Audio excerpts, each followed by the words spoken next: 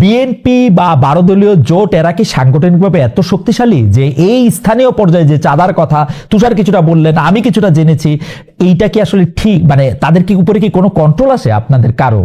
বা মানে আপনি কি চাইলেই কোন একটা চাঁদা নেওয়া বন্ধ করতে পারবেন আসলে?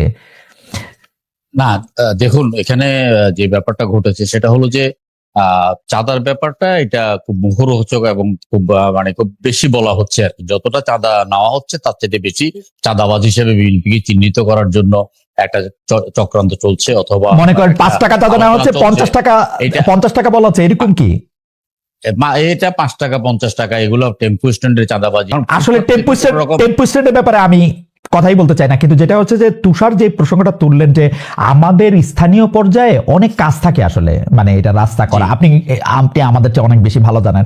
তো সেই সব ক্ষেত্রে কি কাজগুলি নেয়ার ক্ষেত্রে স্থানীয় পর্যায়ের যারা এলজিডি আছে, যারা উপজেলা নির্বাহী অফিসার আছে, তাদেরকে হুমকি ধামকি দিয়ে সে কাজ নিয়ে যাওয়া হচ্ছে কিনা, এই ব্যাপারটা? এটা তো বিএনপি হুমকি ধামকি দেওয়ার মতো অবস্থানে নাই, কারণ বিএনপি সরকারে নাই, সরকারে আছে এনসিপি। এনসিপির হুমকি ধামকি শুনবে না একটা টিওনো অথবা একটা এক্সিএন অথবা একটা ডিসির মাথায় কটা, মানে ঘাড়ে কটা মাথা আছে।